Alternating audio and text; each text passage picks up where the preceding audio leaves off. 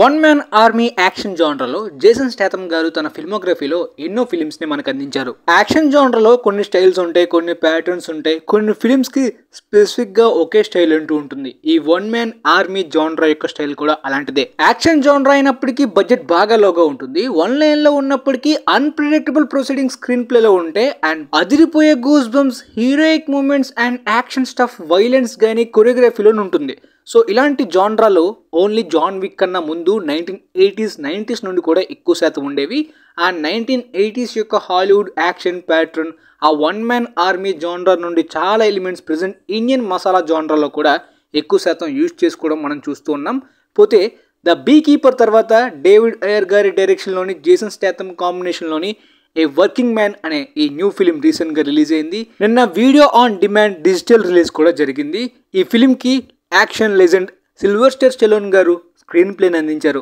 పోతే జేసన్ స్టాథమ్ గారి previous action ఫిల్మోగ్రఫీని వదిలేసిన రీసెంట్గా ద బీ కీపర్ కాంబినేషన్లోనే మళ్ళీ వచ్చిన ఈ ఫిలిం యాక్షన్ లవర్స్కి, ఫిల్మ్ లవర్స్కి ఎంతవరకు ఎంటర్టైన్ చేస్తుందో క్లియర్గా తెలుసుకుందాం. ప్రజెంట్ జనరేషన్లోని ఈ one man army 1980s style యొక్క యాక్షన్ ఫిల్మ్స్ రావట్లేదు. ఎందుకంటే ప్లాట్ బాగా థిన్గా ఉండడం, చాలా వరకు ఈ జానరా కానీ ఆ సబ్జెక్ట్ అనేది అవుట్డేటెడ్ అయిపోయింది హాలీవుడ్లోని. కానీ కొన్ని ఫిల్మ్స్ అనేవి కొత్త ట్రెండ్ని క్రియేట్ చేస్తున్నాయి. ఈ జానరాలోని చాలా ఫ్రెష్ ఎలిమెంట్స్ని కూడా యాడ్ చేస్తున్నాయి. లైక్ క్యారెక్టర్స్ కానీ, వైలెన్స్ కానీ, యాక్షన్ కొరియోగ్రఫీ కానీ, ప్రొసీడింగ్స్ కానీ, ఇవన్నీ అన్ఎక్స్పెక్టెడ్ లెవెల్లో కూడా చాలా ఫిలిమ్స్లోని వర్క్ అవుతున్నాయి. రీసెంట్గా జాన్ విక్ నోబడీయే కాదు, ద బీ కీపర్లో కూడా వర్క్ అయిన ఎలిమెంట్ ఈ ఫిల్మ్లో కూడా చాలా చోట్ల చాలా బాగా వర్క్ అయ్యాయి. ముఖ్యంగా స్క్రీన్ ప్లే ఒక థ్రిల్లర్ స్టైల్లో డిజైన్ చేసుకోవడం చాలా బాగుంది. మూవీ యొక్క ఫస్ట్ యాక్ట్ సెటప్ అప్పుడు స్టార్ట్ అయినప్పుడు ఇంట్రెస్టింగ్గా ఉన్నప్పటికీ ఆ ఫస్ట్ యాక్ట్ సెటప్ అయిపోయిన తర్వాత ప్లాట్ నార్మల్గా అనిపిస్తుంది. ఎందుకంటే ప్లాట్లో ఐడియా ద బీ కీపర్ అంతా ఫ్రెష్ అనిపించదు, కొద్దిగా నార్మల్గా చాలా ఫిలిమ్స్లో చూసేసాం అనిపిస్తుంది. కానీ స్క్రీన్ ప్లేలోని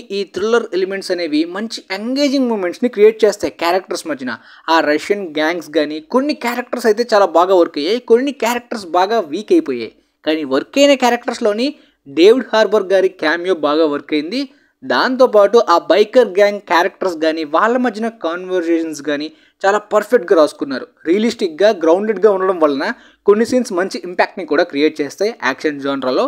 కానీ యాక్షన్ సీన్స్ కొరియోగ్రఫీ విషయానికి వస్తే సిల్వెస్టర్ స్టెలోన్ గారి సిగ్నేచర్ అనేది రైటింగ్స్లో క్లియర్గా కనిపించింది. క్లైమాక్స్ హ్యాండ్ టు హ్యాండ్ కాంబాక్ట్లో కూడా కనిపించింది క్లియర్గా. ఆ ఛాన్స్ పొటెన్షియల్ అయితే ఆయన ఇచ్చారు.